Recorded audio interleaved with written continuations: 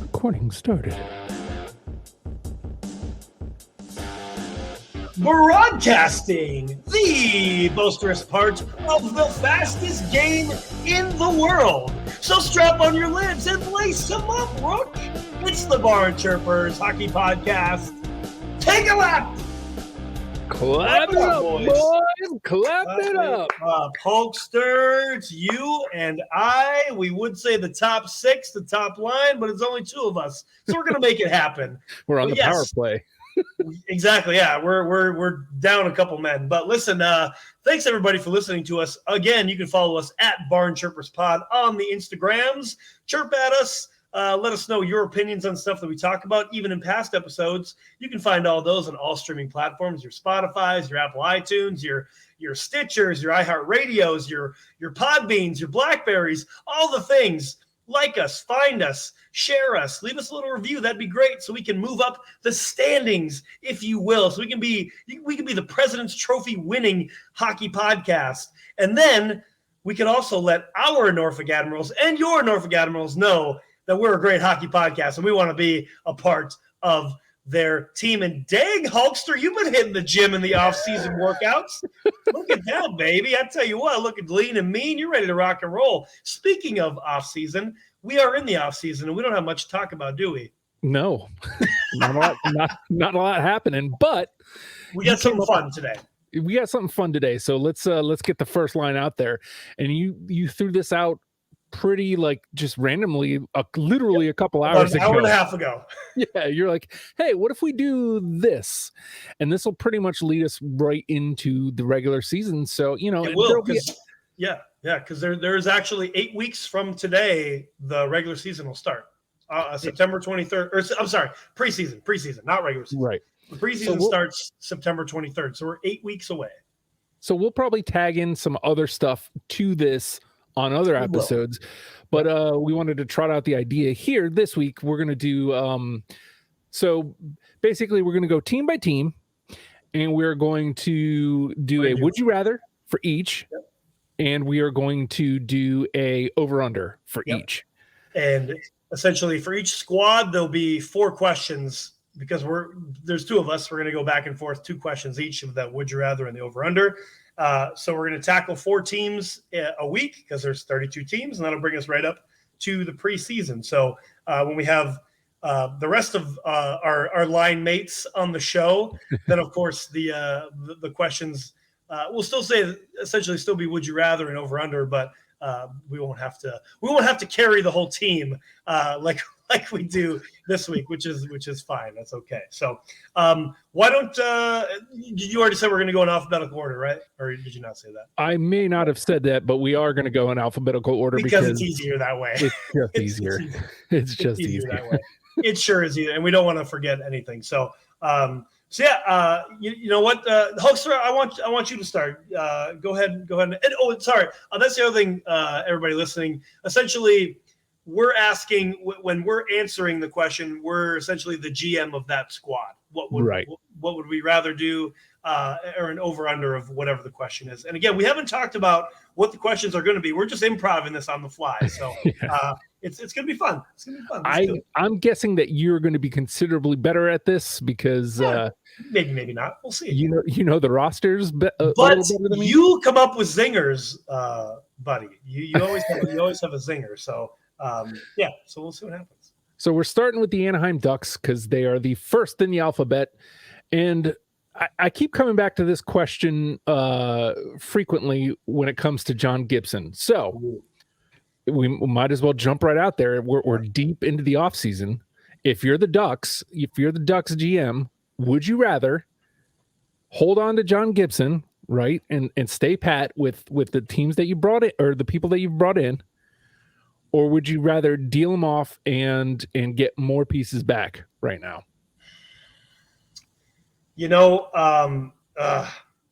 And it's funny that you asked that, considering we just talked about this a few weeks ago when I was saying John Gibson should get out of Anaheim. If I'm the GM, I would rather – you know what? My gut was saying one thing, but I'm gonna go against my gut. I'm going to say I would rather deal off John Gibson and get some pieces back for him, because I feel like he's going to walk regardless. So I would rather get some pieces for him while I still can. I mean, essentially Anaheim is still in that rebuild, even though we've added pieces, but we're still technically building that squad. It's a young squad that building up. So yeah, I would rather deal him off and get some pieces for him. Yeah. Because they definitely haven't made enough moves to shoot far enough up the rankings to probably to even for John to consider staying at this point. So yeah. I think get while the getting's good. Yeah, if you're Anaheim. We talked about that a couple of weeks ago. Like, I mean, he's been around for a really long run in Anaheim of not great teams. So, like, how much more do you want to? We were just talking about gaslighting off air about my computer gaslighting me. So, like, how much more gaslighting can John Gibson take from the Anaheim Ducks? You know what I mean? Yeah. So with that said, I'm going to hit you with an over/under, Justin, for your first question for the Anaheim Ducks. Over under, and we're talking about Trevor Zegras, essentially the Ducks' #1 superstar. Well, the makings of a superstar, right? Last year he had 23 goals, 42 assists, and 65 points. He played 81 games, so almost a full season, right? He only missed one game.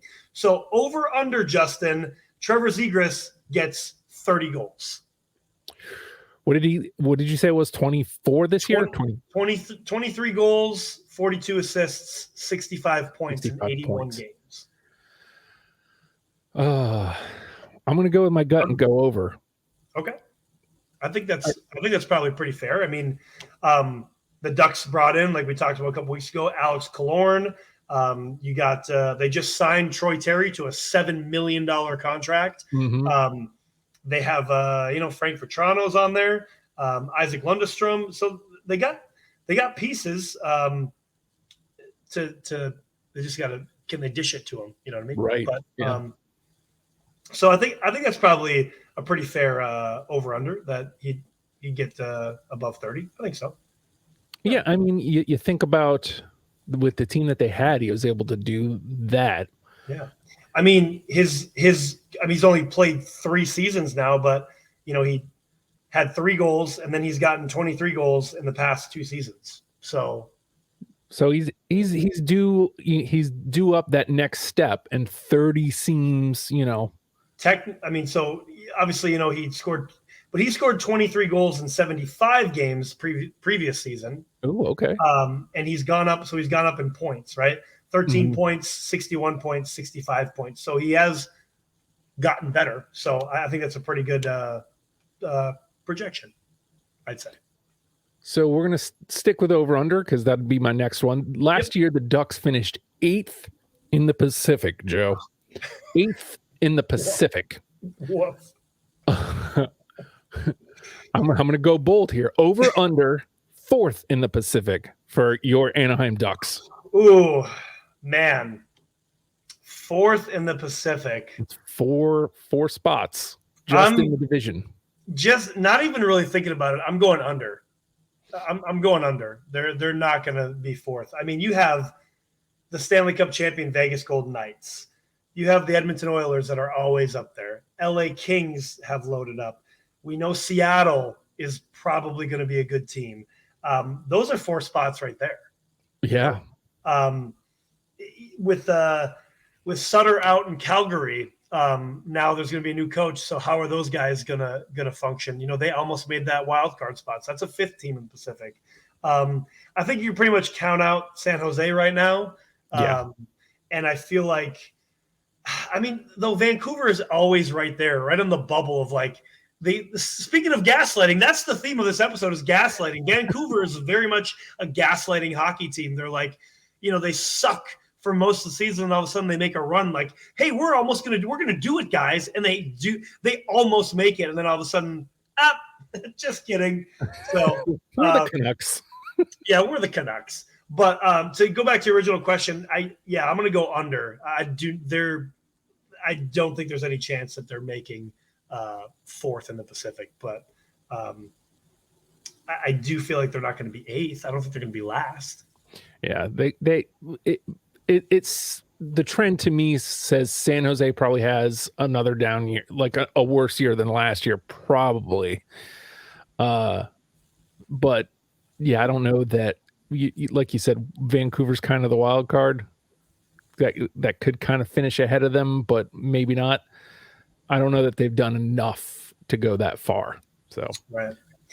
Okay, so for your would you rather, again, kind of going back to Trevor Zegras, and again, we know they signed and brought in Alex Killorn on the front end, but other than that, there's not really any superstar guys to score goals. Okay, so and actually, I want to give just a little bit of context for this.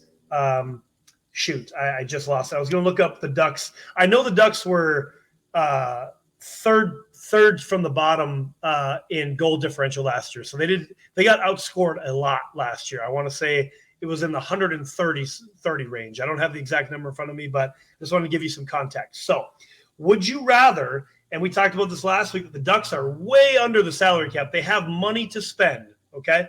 If you remember that conversation from last week. So Justin, you're the GM of the Anaheim Mighty Ducks. Would you rather spend $20 million, okay, to bring in 2 superstar scorers? We don't have to name who they are, but let's just say you're going to spend $20 million and you're going to bring in 2 superstar goal scorers, whoever they are, right? Or would you rather spend $10 million and bring in 6 depth players?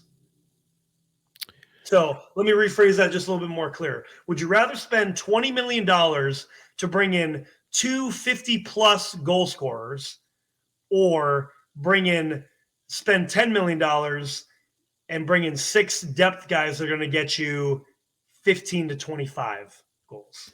So I love this question because I think it nicely tags on to my over-under question. I don't think even with the 2, so to answer the question directly, and then I'll get into it. I'm going to take the 6 players at 10 mil. Take the depth, because even with those 2 players, I don't know that they can climb far enough to make the 20 mil for 2 players worth it. So give me the depth, and hopefully you're signing them long enough that you can climb out of the basement and maybe make a playoff push next year, as opposed to like you said, they're not tapping it dry at the 20 mil with 2 players, but right. What are you really getting out of them if you're not really going to be making a playoff push? Probably. Sure. That is, to me, wishful thinking in Anaheim. So, yeah, give me the 6. Give me the depth all day. Yeah, I like that too, because, like I said, again, I don't have the exact number, but I know it was their goal differential. Goal differential was more than 100. So, again, you get those 2 guys that score 50 goals, 50 plus, like you're still getting outscored. Yeah. So yeah, I like your pick there too. So, all right. Well, I think that pretty much wraps it up for the Ducks then. Moving on. Indeed. So, ooh. I'm glad you get to go first on this. Arizona, because I don't know. I get to answer first, but yeah. Okay, before we totally rip them a new one, Arizona has signed some interesting players, and interesting in the fact, like, they've brought in some talent this year. They signed Nick Bjugstad. They brought in Jason Zucker. They signed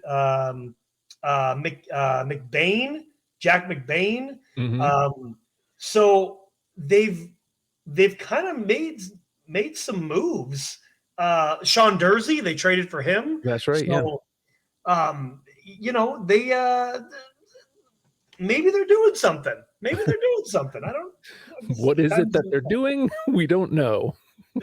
Yeah. Oh, Alex Kerfoot too, from Toronto. So, yeah.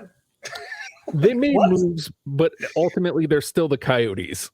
They are still the Coyotes, and we do know. Speaking of gaslighting, well, that's not really gaslighting. We know that they suck. So We know that there's one thing that is definitely going to happen every season in the NHL, that the Coyotes will stink.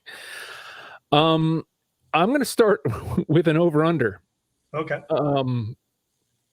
So that we mentioned that they have made improvements and they were able to fill their college barn last year. they did.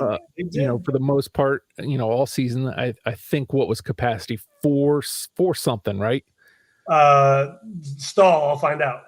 Because it was less than 5,000. I know that much. 4,000 seems to be jumping out in my brain. 44, maybe 42. I can't remember, but they were playing in Mullet Arena, Yeah, and Arena. but I can't.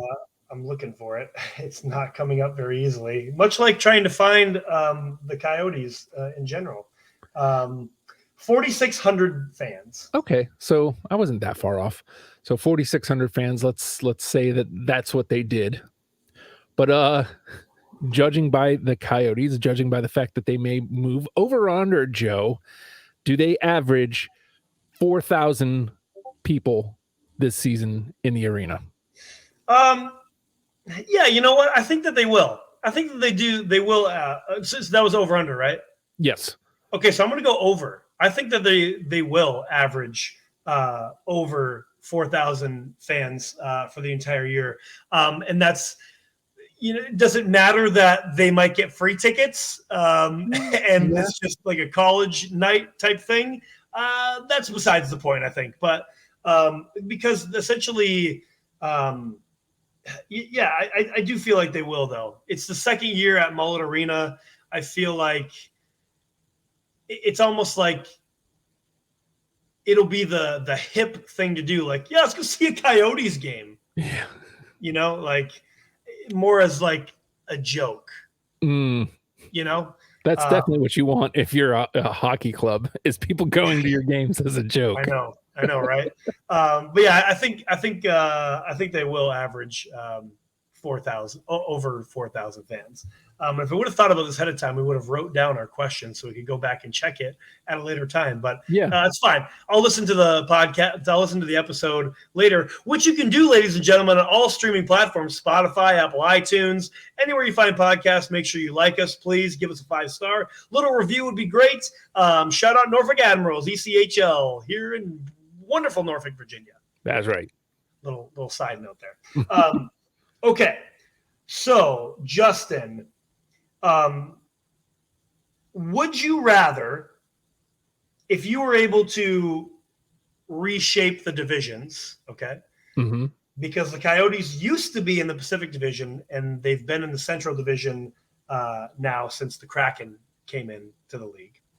So would you rather continue to play in the Central Division, and I'll give you all the people that you're playing against: Colorado, Dallas, Minnesota, Winnipeg, Nashville, St. Louis, and Chicago, or go back to the Pacific Division where you'd mostly be playing Vegas, Edmonton, LA, Calgary, Vancouver, San Jose, and Anaheim? And by this, we're assuming that the Kraken would end up being in the Central or in another division, of course.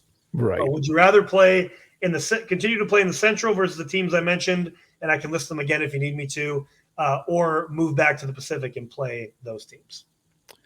I think if you're Arizona, you stay put, because just like we mentioned last time with Anaheim, like that's steep. Like the top of that division is solid for at least another couple seasons for sure. And you've got some, like, again, Seattle, like, on the up. They're not going anywhere anytime soon. San Jose is a couple years out, but they could make a move at any moment. You know, Anaheim could make a move at any moment. Whereas when you look at the Central, Chicago's going to have at least another down year, at least one more for sure. St. Louis is on the down. It might take a minute for Nashville to come together. So you have a better chance to make a move if you remain in the Central. I think. I think it's weaker, at least if you just look at the teams where they are right now. Anyway, I think that's probably fair. Yeah, I mean, so just looking at it, just for some perspective to kind of piggyback on your comment there, like, so the Coyotes finished with 70 points. So they were 11 back from St. Louis, but really that's only 6 games, five games in an overtime, you know? So that's not too steep of a hill. The next one up would be Nashville with 92, who just missed the playoff spot. mm-hmm. So even though, yeah, that's 22 points, but really that's going 8-2 on a road trip, you know? Right. So that's not really impossible, you know, for anybody other than Arizona. But to like what you said too, you know, the that range difference from moving up spots is a lot closer than the Pacific, and I'll give you those real quick. From San Jose's spot, which would have been equal to where Arizona was second to last. So San Jose had 60 points, and their next closest was Vancouver with 83. So 23 points from the next worst spot. So that road for Arizona in the Central last year, obviously we can only go off of, is a lot closer than it would have been in the Pacific. So yeah, that tracks, I think. So I've got a very Arizona Coyotes question for your would you rather. Give it to me. I'm here for it. So if you're the Coyotes, would you rather keep the team as it is right now, knowing you're going to miss the playoffs, or be a buyer at the push and still miss or at the trade deadline and still miss the playoffs? Because the Coyotes are going to miss the playoffs. Yeah, the Coyotes are going to miss the playoffs. You know what, man? Like, honestly, I feel like I would be a buyer, truly, because if I'm going to miss the playoffs anyway, and I have money to spend, like, kind of why wouldn't I? Let me check. I want to check cap friendly real quick to see what Arizona's cap is. Yeah, we talked about this last week. Arizona is one of those spots that is under the cap. They have 15.618267 to spend. So there's room. That's a lot of money. Yeah. So yeah, I would rather be a buyer at the deadline and still miss the playoffs. But I mean, there is untold amount of draft picks that Arizona has, because everybody sends their draft picks to Arizona to get somebody, or they're always the third team in some type of deal. Like, we'd have to take more of this show for me to actually look, or I could have, done this ahead of time, but I didn't know what the question was. Right. They have a crazy amount of draft picks. I just know it. So they could give a lot away in being buyers. I'm like, here, have our 8 first-round draft picks over the next 8 years, whatever the case. So yeah, I would be a buyer and still miss the playoffs, because why not? What are we doing? We're playing in the Mullet Arena. We're basically icing an AHL team. I mean, again, we just gave them props earlier for the signings that they made, which is true. But like, what are we doing? Like, we might as well just have fun, right? Or at least make it fun for the viewers to want to watch your product. I guarantee you that if there was more money coming in, if people were buying sweaters, if people were buying merch, if people were actually going to the games, not on free passes, but actually buying tickets, like, it might actually do something for the team, for the squad, and for the league, because that's really what matters. Like, why do we have this bum team in the league that already has problems of its own? And that's a whole other rant that we're going to get on. But to answer your question, Justin, I would rather be a buyer. The deadline still missed the playoff. So to answer your question, I looked up their draft picks. I got this information from puckpedia.com. They have just next year, because we won't get all into it. Just next year, they have 1 first, 3 seconds, 3/3, 2/4, a fifth, a sixth, and 2/7.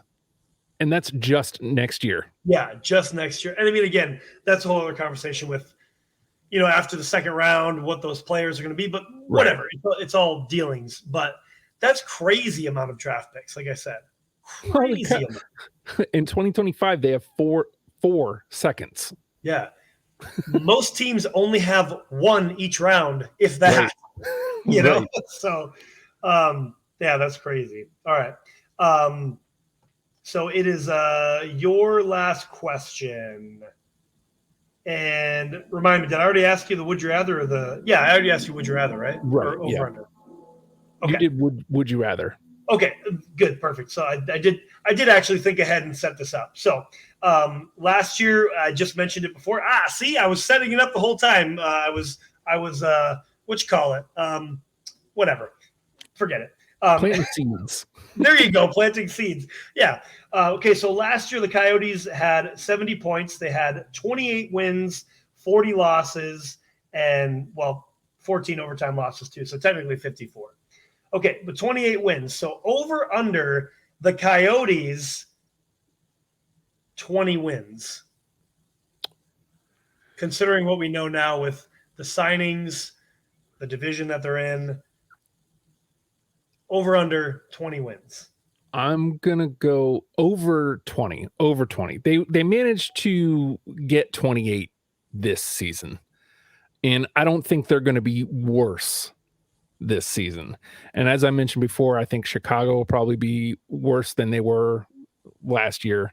St. Louis will probably be worse than they were last year. So they might be able to scoop up a couple wins there just to keep them at least above. Now, can they match the 28? I don't know. That might be the bigger question. But I think 20 wins seems pretty safe. I watched them play a couple times last season, and I came away impressed, which is ridiculous because clearly they weren't tearing the ice up. Right. So there is heart on that squad, and they did get better. Yeah, I would. Everything that obviously we are the BarnChirpers. So all the chirping that I'm doing, like not taking anything away from the heart that the team plays, and you just have to look at it like the environment, like that's frustrating, number one, and it's very disheartening. So but that's a whole other conversation. Yeah, and a lot of that, like most of those wins were because there would be other teams that were going there, like it's Arizona, man, right. And then they wiped the floor with them. So they have the possibility of doing that. And I guess I kind of made that over under kind of easy, truly, because now that I think about it, like the signings that they did make as well, like they brought in some solid players. So those guys, if I'm not, I forget where Bugstad came from. I'll have to look at that while I'm talking here. But Seattle jumps to mind. Yeah, maybe that was it. But point being is like the guys that just came in, Kerfoot, Dursey, everybody that we talked about, like they Edmonton. He just came from Edmonton. Bugstad. Oh, okay. So like these guys came from winning teams. So like if that's me coming into this locker room, if there is any bit of like, oh, we're Arizona, woe is me type, I'd be like, nah, we're playing. Like, yeah, get off your A's and let's go. That's right. So yeah, I gotta say I kind of made that one kind of easy, but anyway, that's Arizona. That's Arizona. Speaking of President's trophies, Boston Bruins are next. And look, man, I'll take the easy answer then, or I'll take the easy over under then. Last year they went 65-12-5 overall, first in the Atlantic. Over under 65 wins next season, Joe. Under. Right. Under. Yeah. Honestly, I mean, we know that Bergie just retired, so they do not have a first line center right now. They're gonna have to figure that out. Not even getting too deep into it, but honestly, they could miss they could lose out 35 points and still make the playoffs, right? Yeah. But they're definitely not going to repeat what they did last season. Like, too many things went right until they got to the playoffs, of course. But in the season, nobody really got hurt. They got good bounces. Everything went right for them, but definitely under 65. And if I was going to put a number on it, I would say they probably somewhere around 40, 41. And I kind of want to save – I'm going to save my next thought for when we do a bold prediction before preseason starts. Yeah, I'm going to say like 40, 41 is going to be the number. So under 65 for that question. It's just a tough, like I said, this was the easy question, but it's out there. You got to ask it. For sure. I think they're still a good team. They're clearly still going to be one of the best in the East, but like that's not a feat that you can repeat 65 wins more, in multiple seasons. So, I mean, yeah, literally record setting. So, right. It doesn't happen very often there. Okay. So, I'm going to do a, would you rather, this is going to be another money related question because for reference, Boston right now has about $27,000 to spend. So, so you can't really sign anybody with that. Okay. Right. And I'm trying to look at 1 second here. Stall for me because I need to set this up for you as well. Don't call me a stall. I'm not one of them. You're definitely not. You are definitely not. I appreciate all people. I think we should treat all people equally. You are a much better person than any of those stalls. I hope they hear this too. Purpose at BarnChirpers Pod again.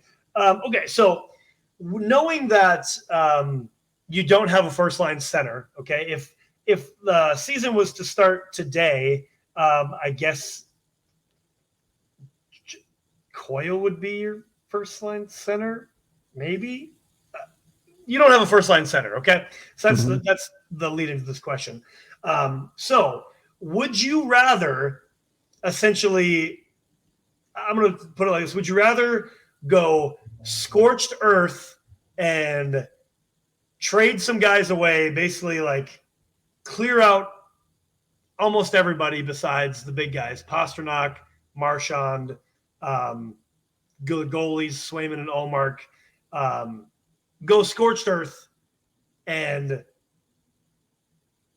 get your cap hit back in line, right? Or go into the season with what you have right now, missing some key pieces. Does that make sense? Yeah, I got you. That one's tougher than it seems, but I think you stay pat. Again, no one's expecting 65 wins again. I don't think. I mean, obviously, you lose your top center. There's going to be some production issues, but the East is probably still theirs to lose. Like, I mean, Carolina coming up, New Jersey coming up. Yeah, I mean, until somebody steps up to take it, like it's right. still theirs. Yeah. So, if you start dealing everybody off, then you got chemistry issues, and as it is, you are going to have chemistry issues because you're trying to force a new center to be your top guy. And I did misspeak on that. Like, I guess technically the way that I'm looking at it on Cap Friendly, your boy Zaka would be the first line center. Oh wow, okay, interesting. I love him, but he doesn't scream top center to me. But I mean, he's experienced, and I feel like he's played well for them. So I think you stay pat and you try to figure out which of your guys can be that guy in the meantime, as opposed to just dealing pieces off. Sure. Yeah, that's what I think. Yeah. I mean, to kind of go back on, well, not go back, but to touch on when you asked me my over-under question, like, it's going to be tough for them, but they still essentially have the team mentality that they had last year. So that's still there, and they didn't lose everybody from that team. They lost pieces for sure. So it's going to be tough. Whereas, looking at it, if they kept the same team from last year going into this year, like, they're not necessarily going to make history again, but they'll definitely make the playoffs. And now it's kind of like, it might be a little tough this year. Yeah. Might have to work a little bit for it. So I'm gonna follow your thread though. So, they have a top goalie tandem in Allmark and Swayman. They re-signed Swayman, so he's staying put. So he's clearly content with being 1A. So as it stands, you've got Allmark 1, Swayman 1A, right? So would you rather stay as it is, Allmark 1, Swayman 1A, or would you rather, he's a couple years younger, would you rather see Swayman take the net this year?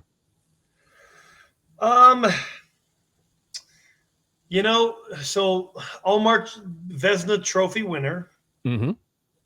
But, and we talked about it on the show before in the playoffs, he blew it in the first round. It was literally his fault, 100%. So, and again, we all make mistakes. But I would, to answer your question, I'm still going with Allmark as 1A, but a very short leash to me. Very short leash. I feel like if he kind of falters and does kind of the same thing, like we talked about this before, but again, if I'm the goalie coach, like, hey, stop trying to be a playmaker. Just get the puck to a guy in a Bruins sweater. That's your only job, and stop the puck, right? So that leash is very short where if he decides to do something other than that, like, all right, Swayman's a guy now. He's one. Yeah. So I think that answered the question. Maybe I went around it. I'm not sure. No, I mean, you basically said, let's keep it as it is, but give Allmark a short leash. So yeah, I mean, I think if you're the Bruins, like, this is the season. If Swayman's going to break out, this would be the season, right? Like, where if he's trying to, if he's trying to get the job, right. Sure. If he's trying to get the job, this would be the year, and it would likely have to be the situation you just put out there, that Allmark decided he wanted to be fancy, and they said, you know what, the kid doesn't want to be fancy. Let's get him back there. We don't lose a step with him in net. So what are we doing here? Yeah, no, I like it. I mean, I said it, so yeah. But okay. So give me 1 second here. All right. So all right. Your over under. So our boy David Pastrnak scored 61 goals last year, 52 assists, and 113 points. So Justin, over under David Pastrnak scores 60 goals again this year. Oh, well, I'm going to go under, because you lost Bergie.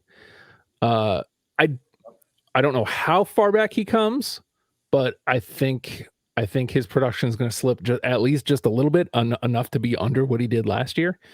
Like we mentioned, that top line is going to have some chemistry issues. I don't, maybe the team's tight enough that they get it together quick, but if for the first week or two of the season they're not producing, what does he lose out on? Like, a good couple goals in that week, those weeks. So yeah, no, I definitely see what you're saying.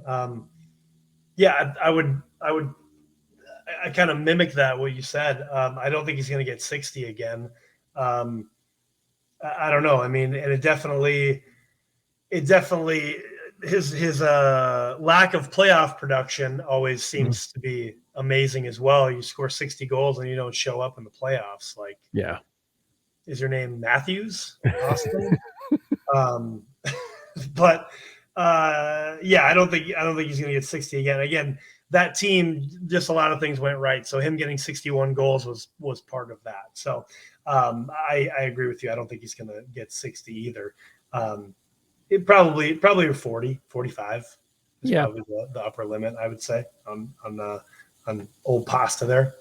All right. So I guess that's the Boston Bruins for now. So moving on, I'm excited for this one. Me too. Yes, sir.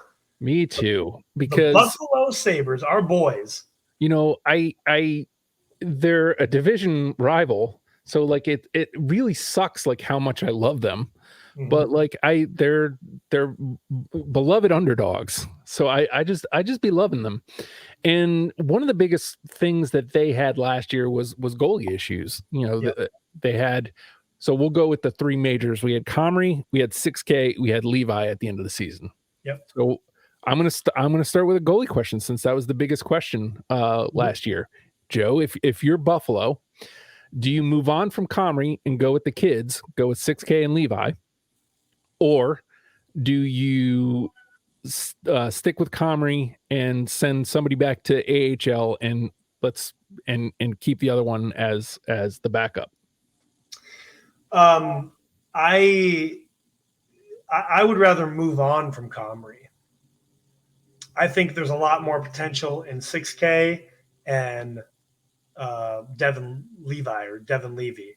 I just think Comrie had a lot of opportunities to show that he could be the guy in nets, and he just didn't. He didn't produce, right? He was more, and while I'm going to say this because obviously our boy Craig Anderson, literally only, I don't have it right in front of me, but he didn't start that many games, right? He was, less than 20, I want to say. And he was very kind of hit or miss as well. He used to be a great goaltender. He still is a decent goaltender, or was. I think he retired. But like Comrie, the point I'm trying to make is Comrie was more hit or miss, who got way more starts than Anderson. Does that make sense? Like Anderson didn't get to play all the time. So yeah, it's pretty easy to understand that he would be hit or miss sometimes, you know what I mean, as a backup. Well, really like the fourth backup, really, because he, played how much he played. But Comrie was like the guy for there a minute. And I just think he was too hit or miss. So I would move on from Comrie. I'm going to save this because this will be your question. So, do we have anything more to say about Well, so I'm looking at their again, I'm on cbssports.com, and the goalies that they have listed: Anderson, Ben Bishop, Eric Comrie, Devin Cooley, 6K, and Dustin Tokarski. Wait, there's a little note here. He inks 1-year deal, and Cooley, Sabres, Devin Cooley off to Buffalo. They don't have Levy or Levi listed, which I think is crazy. The kid had a hot end of the season. Like he kept them in the playoff push. Right. So he's not listed, which means either they decided kind of the latter, they're going to go with Comrie. Comrie doesn't have a number listed to him. So I don't know. But interesting.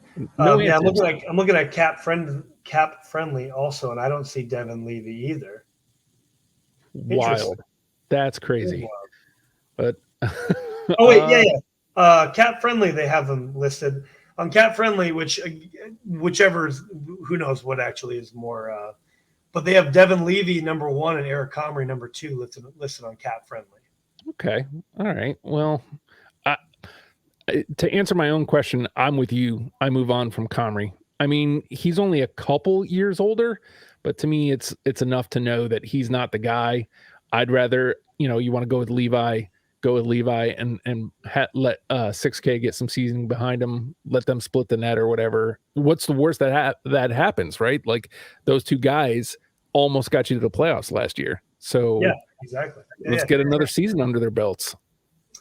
Okay, so I mean, well, damn, we just had a goalie question, but I kind of want to do another goalie question because it fits in this whole episode. So, all right, so right now the Buffalo Sabres are spending $77.473 million.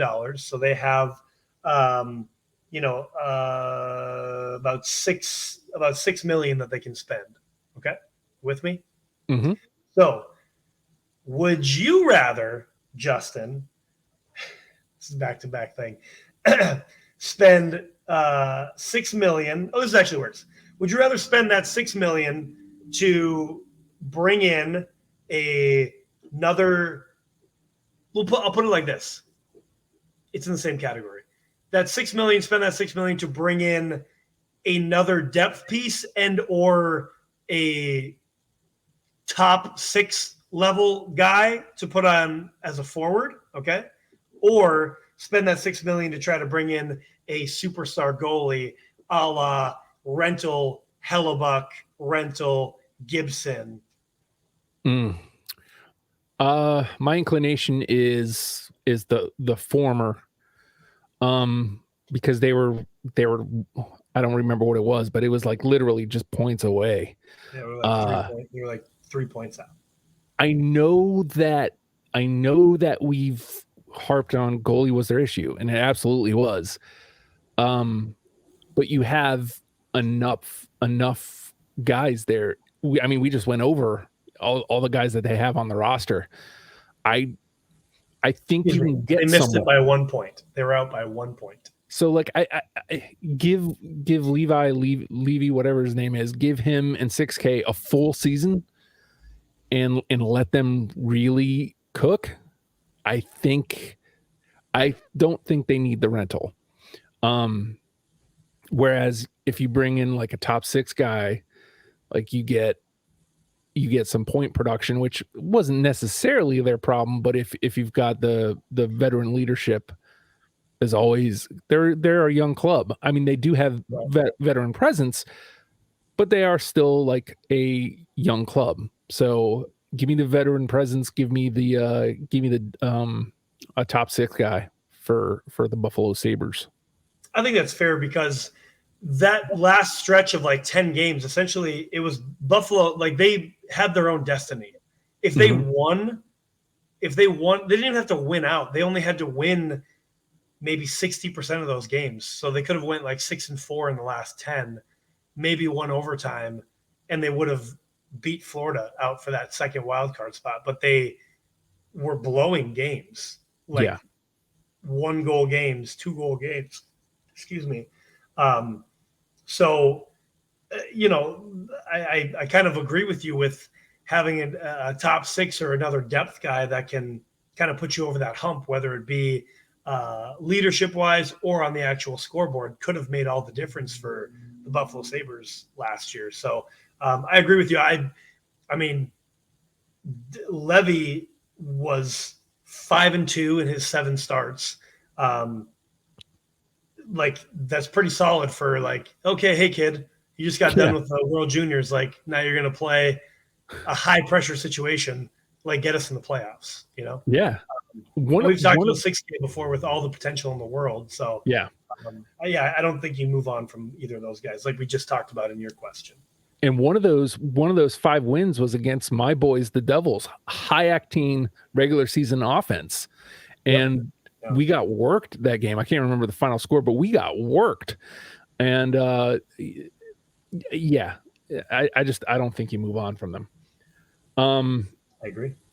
So your man, Tage Thompson, played 78 games, Joe, 47 goals, 47 assists for 94 points. Woo.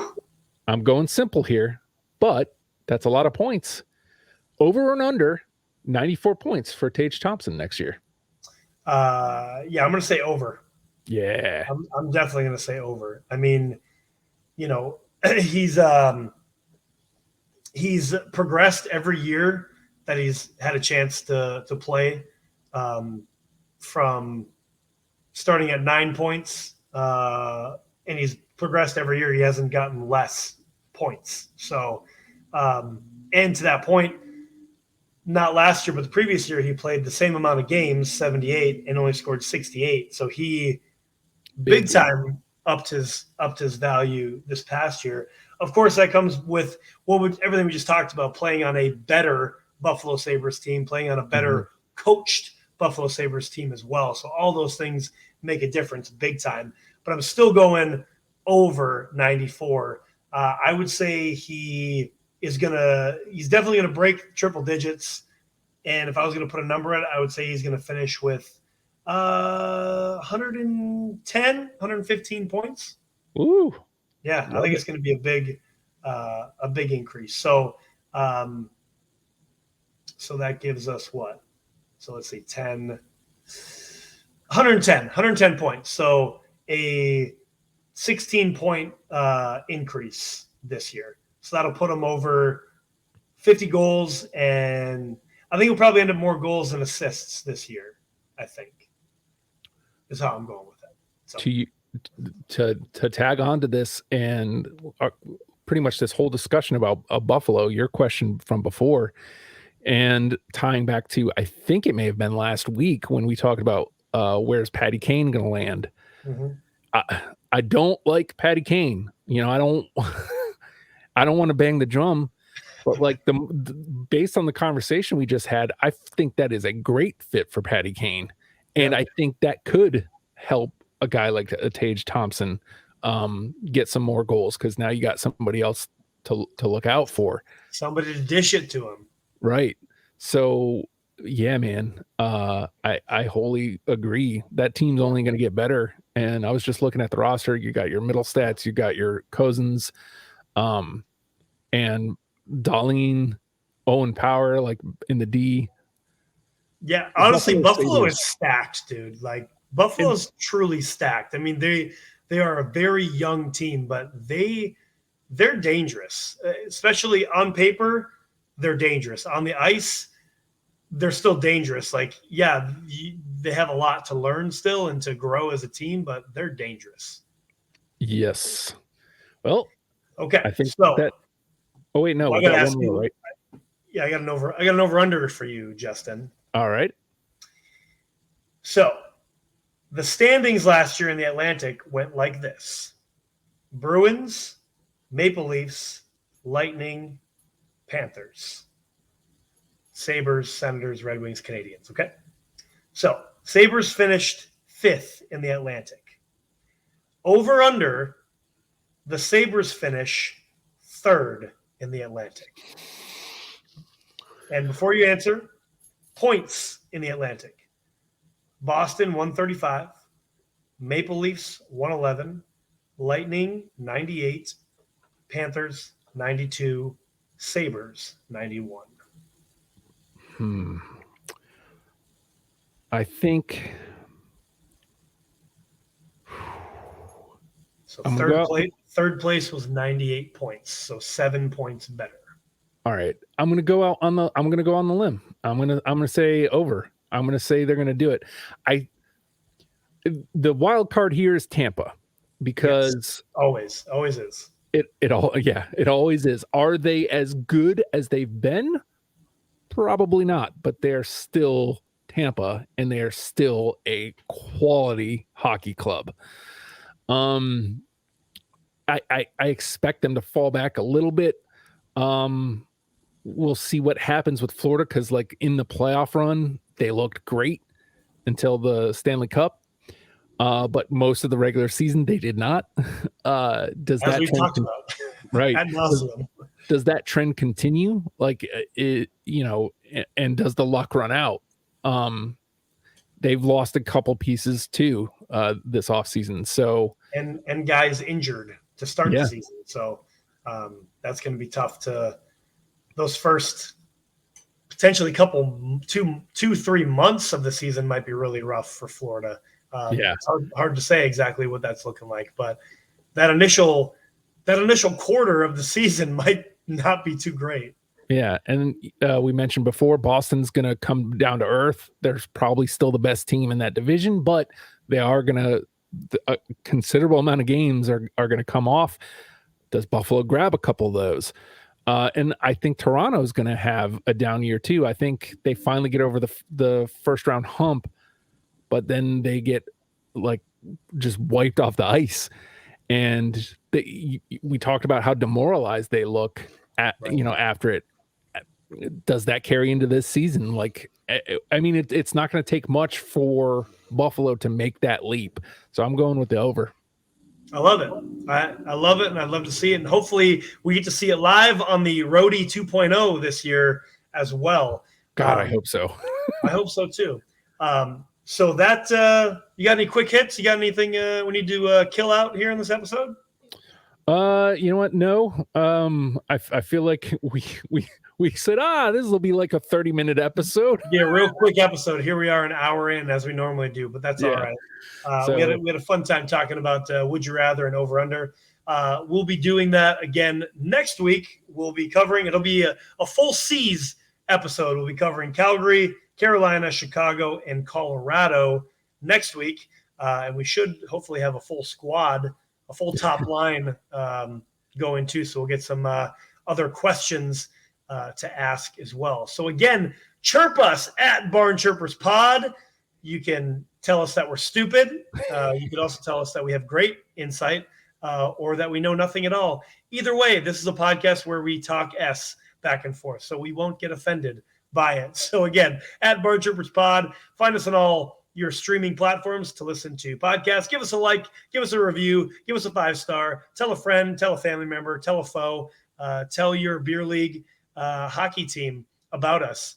Maybe you want to get on the show and chirp at us. Maybe you should reach out to the Norfolk Admirals, give them a shout out, give them a follow, tell them that you love the BarnChirpers and you want to see us talking about Norfolk Admirals at the Norfolk Scope during and or after a game.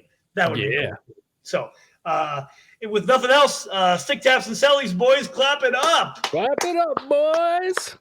End the recording, boys.